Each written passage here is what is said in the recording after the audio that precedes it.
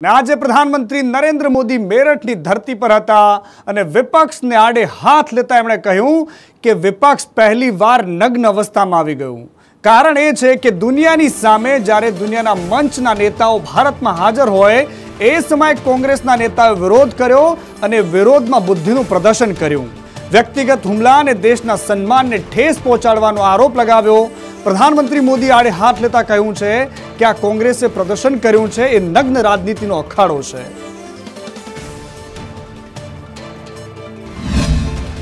लेकिन कांग्रेस और इसके इकोसिस्टम ने क्या किया? साथियों, कांग्रेस ने भारत के एक वैश्विक आयोजन को अपनी गंदी और नंगी राजनीति का अखाड़ा बना दिया। समारोह स्थल पर विदेशी अतिथियों के सामने कांग्रेस के नेता कपड़े उतारकर पहुंच गए।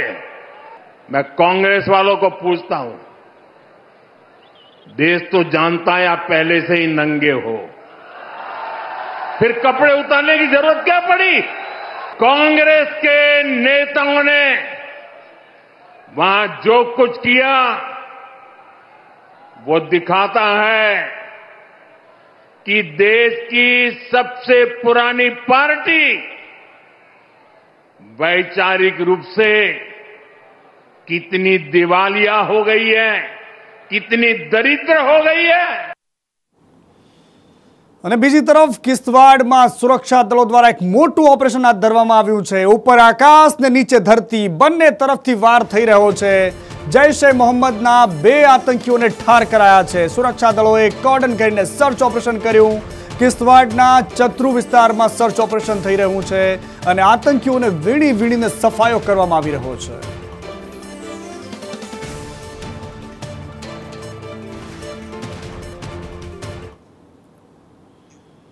અને આ તરફ રાજકોટના જંગલેશ્વરમાં આવતીકાલે ડિમોલિશન થવાનું છે। અડધી રાત્રે ડિમોલિશનની તૈયારીઓ થશે। આજી નદીના કાંઠા વિસ્તારમાં બુલડોઝર ફરવાનું છે।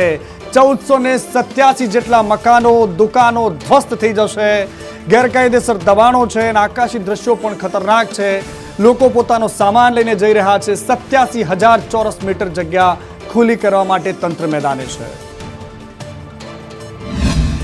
જંગલેશ્વર વિસ્તારમાં ડિમોલેશનને લઈને ઘણા લોકો છે તે સ્વયંભૂ પોતાના મકાનો છે તે ખાલી કરી રહે, ત્યારે હું તમને સીધા જ દ્રશ્ય બતાવીશ કે આ દિવ્યાંગ દંપતી છે તેઓ પોતાની અત્યારે વેદના છે તે ઠાલવી રહ્યા છે। આપણે તેના સાથે વાત કરીશું। બેન, શું કહેશો, તમે અત્યારે મકાન ખાલી કરી રહ્યા છો? મકાન ખાલી કરી ભાઈ દુઃખ તો થાય છે, શું કરીએ, ક્યાં જઈએ? અમે એક ડેલીમાં 3 ભાઈઓ રહીએ છીએ। 2 ભાઈને કોટર નથી મળે, 1 ભાઈનો લાગ્યું છે તો એ સરકાર એમ કહે છે કે તમે બધા પૈસા ભરો, પણ પૈસા અમે ક્યાંથી કાઢીએ એટલા પૈસા? મારા એક મોટા ભાઈ છે એનું એક્સિડન્ટ થઈ ગયું છે, એનો હાથમાં ખોટ છે તો એ કેટલું કમાઈ શકે એમ છે નહીં। મારા માજી છે તો બેન, તમને જે મકાન લાગ્યું છે એમાં એકયારે કેટલા રૂપિયા ભરવાનું કહે છે અને તમે કઈ રીતે આપી શકો એમ છો? અમને એકારે પૈસાનું કહે છે પણ અમે હપ્તો અમારા પાસે છે જ નહીં, શું કરીએ? એકારે ક્યાંથી દઈએ? 3 હપ્તા ભર્યા તો એ પૈસા માંડ થયા અમારા પાસે। બેન, તો અત્યારે કઈ જગ્યાએ રહેવા માટે જશો? અત્યારે તો મારા ભાઈના ઘરે સામાન નાખ્યો છે ને બીજા ભાઈના ઘરે નાખી છે, એવી રીતે રહી છે। શું કરી? મારી 2 બેબી છે, બાબો તો છે નહીં, કે હાલો બાબાનો સહારો છે અમને।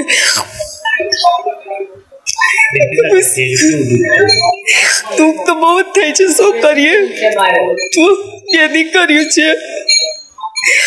શું કહેશો, તમે આજે દિવ્યાંગ છો, કઈ રીતે ઘરનું ગુજરાન ચલાવશો? હવે ક્યાં રહેવા જશો?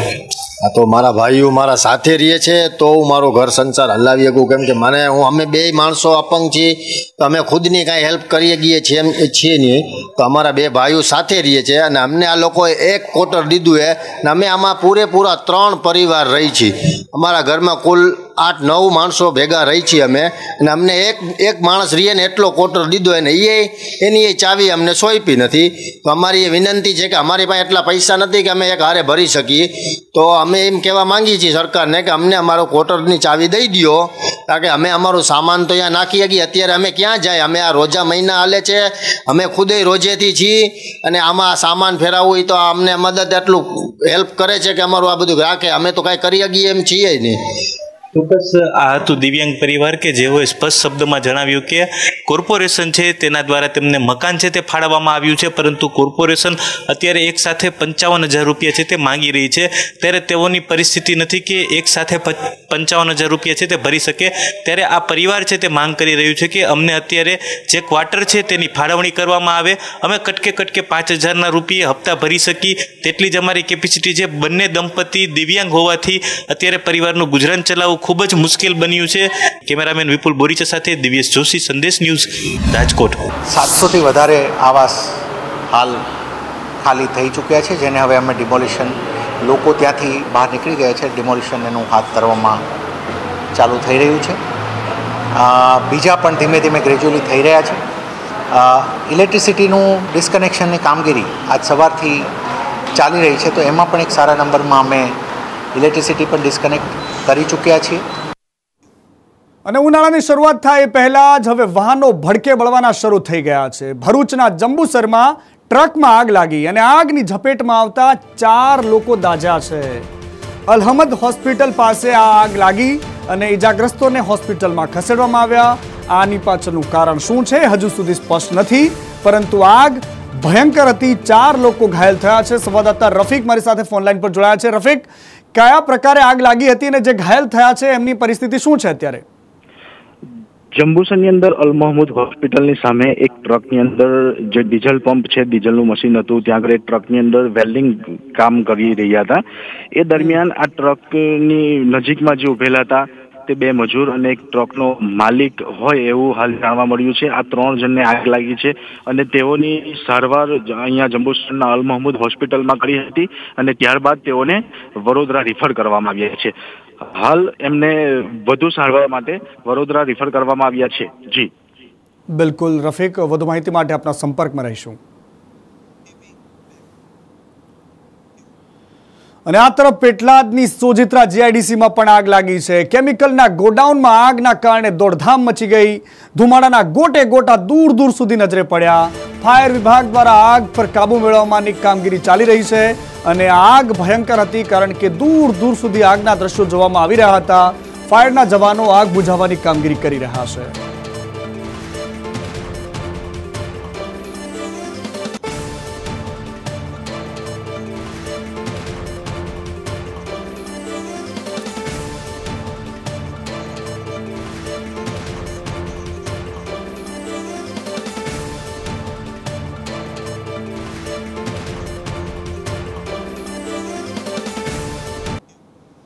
સ્થાનિકો માંગ કરે છે સુવિધાઓની વાત અમદાવાદ જેવી, પરંતુ પરિસ્થિતિ અત્યારે પણ પોરબંદરની એવી ને એવી છે. પરંતુ બીજી બાજુ એક મુદ્દો ગુજરાતમાં જબરદસ્ત ચર્ચાના એરણે છે અને એ છે પ્રેમ લગ્ન. ભાગેડુ પ્રેમ લગ્ન મામલે જે કાયદો બન્યો એનો પણ વિરોધ થઈ રહ્યો છે. પાટીદાર સમાજની સાથે સાથે અન્ય સમાજના લોકોએ પણ આજે મહેસાણામાં વિરોધ કર્યો. લગ્નની નોંધણીમાં લોહીના સંબંધવાળા સાક્ષીની સહી હોવી જોઈએ, આ પ્રકારની એમની રજૂઆત છે. સરકારે કાયદા અંગે કરેલી પહેલને આગેવાનોએ આવકારી, પરંતુ એમણે ત્રુટીઓને દૂર કરવાની સલાહ પણ આપી છે. મહેસાણામાં આજે મોઢેરા ઝૂંપડીથી લઈને તે પ્રકારે પદયાત્રા યોજાવાની છે. ભગેડુ પ્રેમ લગ્નના વિરોધમાં અત્યારે મહિલાઓ આપણી સાથે છે, મહિલાઓ સાથે વાત કરીશું. આ યાત્રા ઊંચા થઈ રહી છે. લગ્ન જે કરવામાં આવે છે તેનો વિરોધ થઈ રહ્યો છે. તમને નથી લાગતું કે આમાં કેવા કેવા નિયમો ચેન્જ થવા જોઈએ? દીકરીઓ નાની મોટી વાતોમાં આવી જતી હોય છે.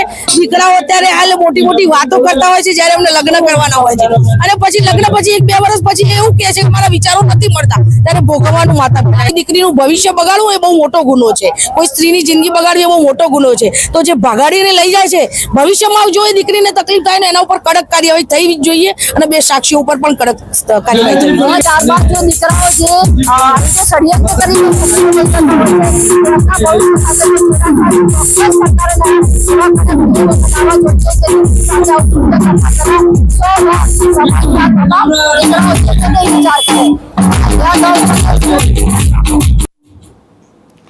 અને આ તરફ જેતપુરના ખોડપરા વિસ્તારમાં હિન્દુ રહેણાંક વિસ્તારમાં એક મકાન વિધર્મીને વેચવામાં આવ્યું અને સ્થાનિકોમાં ભારે આક્રોશ છે. રહેવાસીઓ કહી રહ્યા છે કે પરેશ પરમાર નામના આસામીએ જાણી જોઈને પોતાનું મકાન બિન હિન્દુને વેચ્યું છે, એના વિવાદ છેડ્યો છે, જેના કારણે ભવિષ્યમાં સાંસ્કૃતિક વિખવાદ અને લવ જેહાદ જેવી ઘટનાઓ બનવાની ભીતિ સેવાઈ રહી છે. નગરપાલિકાના પ્રમુખ અને સદસ્યોની સહી સાથે કલેક્ટરને પાઠવેલા આવેદનપત્રમાં સ્થાનિકોએ આ મકાનનો દસ્તાવેજ રદ કરવાની અને બાંધકામની મંજૂરી અટકાવવાની કડક માંગ કરી છે. ખોડપરા વિસ્તારમાં અસાનધારો લાગુ પડે અને ભાઈચારો જળવાઈ રહે એટલા માટે અમે વિવિધ જગ્યાએ રજૂઆત કરી છે. શું માંગ કરી છે આપે? અસાનધારાની. અસાનધારો લાગુ હા, અને ભાઈચારો જળવાઈ રહે એટલા માટે અસાનધારો લાગુ પડે. અમે ખોડપરામાં અસાનધારો લાગુ કરવા માટે ટેકો આપીએ છીએ. અમારા ઉધીવી શેરી વિસ્તારમાં 8 થી 10 કતલખાના ચાલુ છે.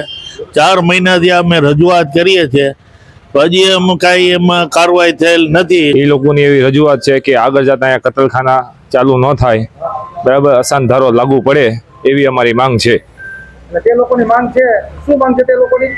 માંગ એવી છે કે અમને એવું કહે છે કે આગળ જતા અહીંયા કતલખાના ચાલુ થશે તો તમે અમને સરકાર સપોર્ટ આપો, તો અમે શિવસેના વાળા એને સપોર્ટ આપીએ છીએ. જેતપુર શહેરના ખોડપરા વિસ્તારમાં પણ અસાનધારાની માંગ ઉઠી છે. આ વિસ્તાર આપ જોઈ શકો છો, અહીંયા મંદિરો આવેલા છે, હિન્દુઓના બહુમતી ઘરો આવેલા છે. તો આ વિસ્તારમાં પહેલેથી જ ભાઈચારાથી વિસ્તારમાં રહેતો આવે છે, પરંતુ અહીંયા એક હિન્દુ આસામીએ તેમનું મકાન એક ખાટકી શખ્સ છે તેને વેચવામાં આવેલું છે. તેને કારણે થઈને લોકોમાં માંગ ઉઠી છે કે ભવિષ્યમાં અહીંયા કતલખાનું શરૂ થઈ જાય તેવી દહેશત ઉઠી છે. તેને કારણે ભાઈચારો વિખરાઈ જાય તે પૂર્વે અહીં અસાનધારો લાગુ પડવો જોઈએ. આ બાબતે નગરપાલિકાના પ્રમુખને પણ રજૂઆત કરી. નગરપાલિકાના પ્રમુખે પણ આ બાબતમાં સમર્થન આપી અને તેમાં જે અસાનધારાની માંગનો જે પત્ર છે તેમાં સાઇન કરેલી છે અને કલેક્ટરને રજૂઆત કરવામાં આવી છે કે ભવિષ્યમાં અમે ભાઈચારો બનાવી જ રાખવા માંગીએ છીએ, જેથી કરીને તાત્કાલિક અહીંયા અસાનધારો લાગુ પાડવો જોઈએ. હિતેશ રાઠોડ, સંદેશ ન્યૂઝ, જેતપુર. અને આજે સન્ડે સુપર સન્ડે છે, કારણ કે આજે અમદાવાદના નરેન્દ્ર મોદી સ્ટેડિયમમાં મેચ રમાવાની છે ભારત અને દક્ષિણ આફ્રિકા વચ્ચે. સાંજે 7 વાગે આ ધબાધબી શરૂ થશે ભારત અને આફ્રિકા વચ્ચેની. અને આજે ભારતની 21 જ્યારે દક્ષિણ આફ્રિકાની 13 મેચમાં જીત થઈ છે અત્યાર સુધીમાં. સૌની નજર એ છે કે આજે ટીમોમાંથી કોણ બાજી મારે છે. અમદાવાદીઓમાં ઉત્સાહ જબરદસ્ત છે, કારણ કે અમદાવાદમાં આ મેચ છે. વોશિંગ્ટનના સ્થાને અક્ષરને તક મળે તેવી પૂરી સંભાવના છે. મારી સાથે મારા સહયોગી પ્રતીક જાદવ જોડાયા છે. પ્રતીક, અમદાવાદીઓને ખાસ કરીને ક્રિકેટ પ્રેમીઓમાં કેવો ઉત્સાહ છે, અને સૌથી મોટી વાત કે આ મેચમાં શું ઉલટપુલટ થઈ શકે છે, કયા ખેલાડી ઇન અને કોણ આઉટ? બિલકુલ, આજની આ મેચમાં પ્લેઇંગ 11 ખૂબ જ મહત્વનું રહેવાનું છે, કારણ કે સુપર 8નો મુકાબલો છે અને સુપર 8ના મહામુકાબલાને જોવા માટે મોટી સંખ્યામાં ક્રિકેટ પ્રેમીઓ આવ્યા છે. ઉત્તર ગુજરાત હોય કે દક્ષિણ ગુજરાત હોય, કચ્છથી લઈને તમામ જગ્યાએથી ક્રિકેટ પ્રેમીઓ આવ્યા છે અને આ તમામ જે ક્રિકેટ પ્રેમીઓ છે તે અલગ અલગ જગ્યાએથી આવ્યા છે. આપણી સાથે આ ભાઈ છે જે દરેક મેચમાં ક્રિકેટને સપોર્ટ કરવા જતા છે. આજે પણ તમે અહીંયા આવ્યા છો અમદાવાદમાં, શું કહેશો મેચને લઈને? મેચને લઈને બહુ બધા ઉત્સાહિત છે અને મેચ બરાબરની જામશે અને ઇન્ડિયા 250 પ્લસ સ્કોર કરશે અને ઇન્ડિયા મેચ જીતશે. અભિષેક શર્માનું ફોર્મ ચિંતાનો વિષય છે? એવું કાંઈ નથી, બીજા એની પાછળ બીજા 10 જણા છે એ એનાથી વધારે ખૂંખાર છે, એકથી એક ચડિયાતા છે બધા, એટલે અभिषेक शर्मा चिंता कांई कारण ज नहीं. ओके अरुण, आज की मैच के बारे में क्या कहोगे, क्योंकि अभिषेक का फॉर्म चिंता का विषय है और आज का प्लेइंग 11 इम्पोर्टेंट रहेगा? नहीं देखो, अभिषेक का फॉर्म हाँ वो भी चिंता का, पर जो पीछे सूर्य कुमार यादव है, ईशान किशन है, वो जबरदस्त फॉर्म है. पूरी की टीम जबरदस्त फॉर्म में चल रही है. आप देखो, कल मैं सूर्य सर से मैंने बोला सर ये ट्रॉफी मैं आपके हाथ में देखना चाहता हूँ इसी ग्राउंड में. उन्होंने बोला हम मेहनत बहुत अच्छी तरह कर रहे हैं और करेंगे, और ये भगवान से हम प्रार्थना करते हैं ये ट्रॉफी 2024 की जीत और ये फिर से इंडिया करेगा रिपीट. अच्छा, તમે ક્યાંથી આવ્યા છો? પૂરા વેશ બનાવીને તમે આવ્યા છો? શેનો વેશ બનાવીને ક્યાંથી મેચ જોવા માટે? અમારો કચ્છી ટ્રેડિશનલ ડ્રેસ છે, પાઘડી બી કચ્છી અમારી દરબારી પાઘડી છે. બરાબર. શું કહેશો મેચ વિશે? મેચ તો આજે 250 તો ઇન્ડિયાના પાકા જ છે. પહેલી બેટિંગ આવે કે બીજી બેટિંગ આવે, 250. અચ્છા, કયો ખેલાડી એવો છે કે જે મેચને જીતાડી શકે છે? ને આખા ટીમની વાત કરીએ તો 3 ગુજરાતી ખેલાડીઓ ધમાકેદાર પરફોર્મન્સ આપી રહ્યા છે. ગુજરાતી તો પહેલા હાર્દિક છે, એ તો બુમરાહ છે, ભૂક્કા કાઢશે આજ તો. હોમ પીચ છે અમારી આજે. બિલકુલ હોમ પીચ છે અને હોમ પીચ મેચમાં ટીમ ઇન્ડિયાનો જલવો જોવા માટે સૌ કોઈ આવ્યા છે અને સૌ કોઈ ટીમ ઇન્ડિયાને સપોર્ટ કરી રહ્યા છે, કારણ કે સુપર 8નો મુકાબલો શરૂ થઈ ગયો છે અને આજે પહેલી મેચ સુપર 8 મુકાબલાની છે, જેમાં દક્ષિણ આફ્રિકાની ટીમ પણ ખૂબ જ મજબૂત માનવામાં આવી રહી છે અને આ ટીમ સામે ટીમ ઇન્ડિયા વિજય થાય તેવી સૌ કોઈ આશા રાખી રહ્યા છે। ખાસ કરીને જે ખેલાડીઓ ફોર્મમાં નથી તે ખેલાડીઓ ફોર્મમાં આવે અને ટીમ ઇન્ડિયાને વધુ સારી જીત અપાવે તેવી સૌ કોઈ આશા રાખી રહ્યા છે। બિલકુલ પ્રત્યેક આભાર આપનો સમગ્ર માહિતી માટે।